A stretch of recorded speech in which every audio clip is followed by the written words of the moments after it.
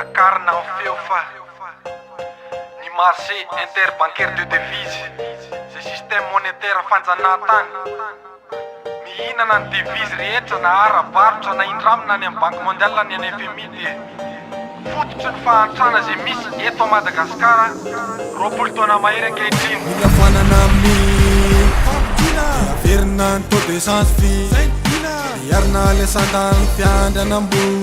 zato isanjato mihitsy zato isanjato mihitsy tovana mampiakatra ny fahefa-vity hiti-panjaka nentina navoanana amin'ny fototro ny fantrana ela zay mangidy dia zay le izy mpanala hidy midengerina makonina mpandratsika flottement izy io tamin'ny 94 na mafisy ny décret tamin'ny juillet 2004 dia vahoaka tsy maninona ny teren'ilay isakra very ny fiandranam-bola nyty firenena tolotra azy tinady no mifeny arikareny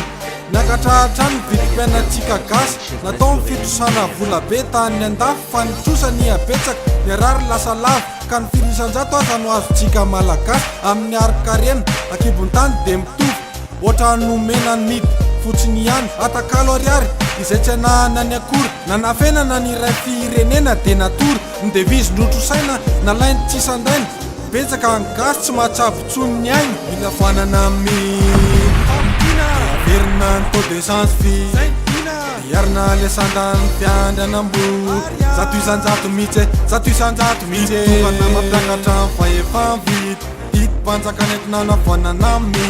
fototro ny fantrana ela zay mangidy dia zay le izy mpanala hidy tanora gasy namako taotsika hijoro ianareo matsiaro hoe mijaly taotsika hitolona fa tsika no mijaly fa tsy ireo zalabe kidy donc mila metsika tsika masikiny fa efa mividy ny rotakina malagasy voafafantsika midy zany tsika jiaby kiasy tiandreo solution FMI malagasy président nanty Ratchetson Jean-Jacques isika malagasy ihany no afaka manova tsy azo ianterana taranaka mpanjanaka fa efa nanampindramy maniany fa tsy lova takio andro any fanafanana midy dia ho afaka raha pitso mihena atsasany ireo vidinetana tombontso lehibe antsika izany ka manetana ry vahoaka malagasy takio ny efa nafoanana efa nampahafantarina izy fa miraviravy tanana mila fanana amin'ny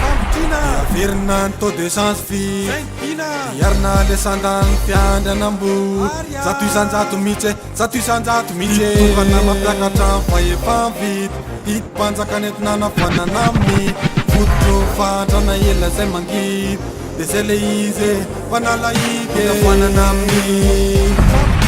averina ny taux d'essence fee iarina lesandany fiandranam-bo zato isanjato mihitsy zato isanjato mihitsy tovana mampiakatra ny fahefa-vity hiti-panjaka nentina navoanana amin'ny fototro ny fantrana ela zay mangidy dia zay le izy mpanala hidy $200 milliards ve dia tsy avitana na serita na QMM manambato vy fa dia entrona fa matsy vola avy any ivelany avany andafy dia nahita hoe taratasy fonony any ny vola ariary mampalahelo.